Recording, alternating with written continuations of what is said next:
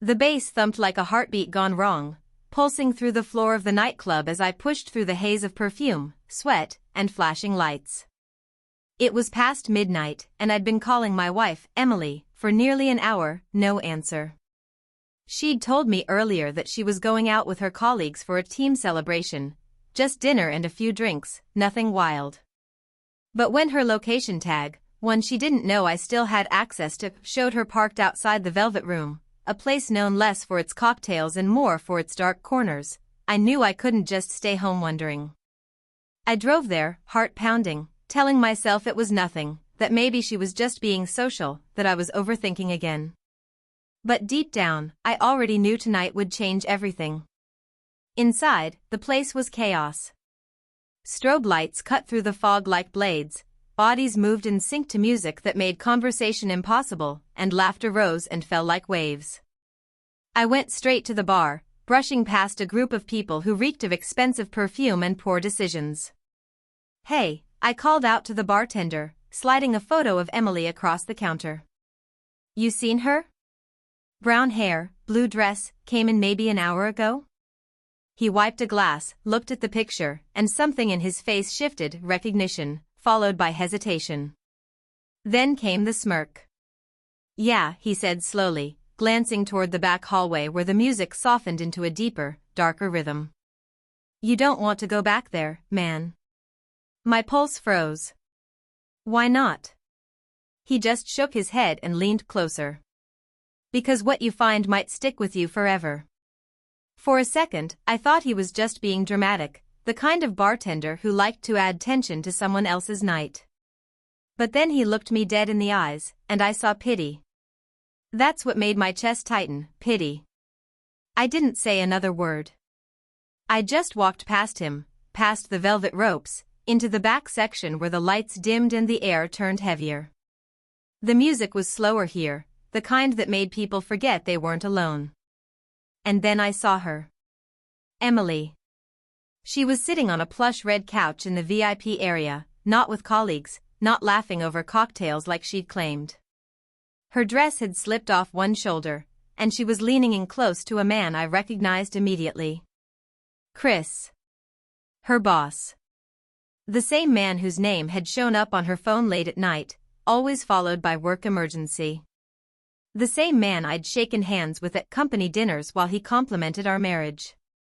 I stood there for a long second, just watching. He said something in her ear that made her laugh, not the polite, restrained laugh she gave me these days, but the kind that came from deep inside, like he was the one who owned her joy now. She placed her hand on his chest. He didn't stop her. That's when she saw me. Her face froze mid-laugh, eyes widening as if she'd just seen a ghost. I didn't move. Didn't shout. Didn't cause a scene. The silence between us was louder than the music. Chris turned, his smug grin fading into something uneasy when he recognized me. I could tell he was already calculating how to explain this at work on Monday. I walked up slowly, each step deliberate. Emily's voice trembled. "James, what are you doing here?" "I could ask you the same thing," I said calmly. "But I think I already know." She stood quickly, tugging her dress back into place. "It's not what it looks like." That line. The most predictable one in the book. I almost laughed. "Then tell me," I said softly, leaning in, "what does it look like?" Her lips parted, but no words came out. Chris tried to speak instead. "Look, man, this isn't." I turned to him sharply. "You might want to save your excuses for HR." He flinched. I stepped closer, just enough to make him uncomfortable, and said, "You see that woman? She's my wife. Or she was, depending on how fast she leaves this place." Emily grabbed my arm, tears forming. "James, please, I made a mistake. It's just been hard lately, we've been so distant."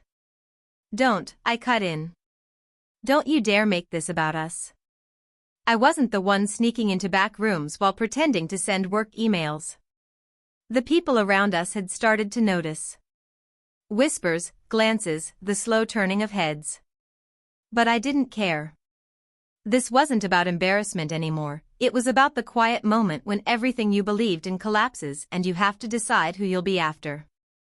I looked at her one last time. You know what's funny? I said, voice steady. Before I came here, I told myself I might be wrong. That maybe I was just paranoid. But now I realize the only mistake I made was giving you the benefit of the doubt. She tried to reach for me again, but I stepped back. James, please, let's just go home and talk. I shook my head. No.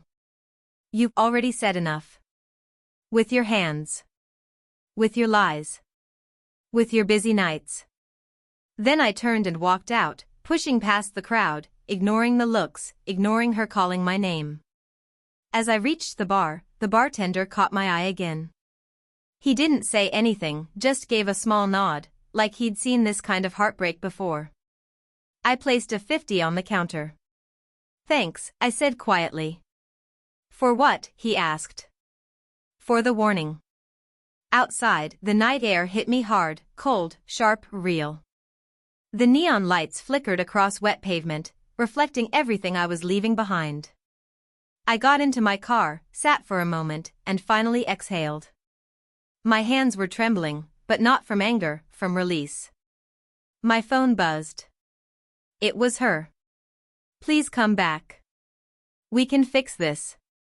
I stared at the message for a long moment before typing back, you don't fix what you destroy in the dark. Then I turned off the phone, started the car, and drove into the quiet night. Behind me, the club's neon sign faded in the rearview mirror, the velvet room, glowing like a scar across the dark. And for the first time in years, I didn't feel lost. I felt done.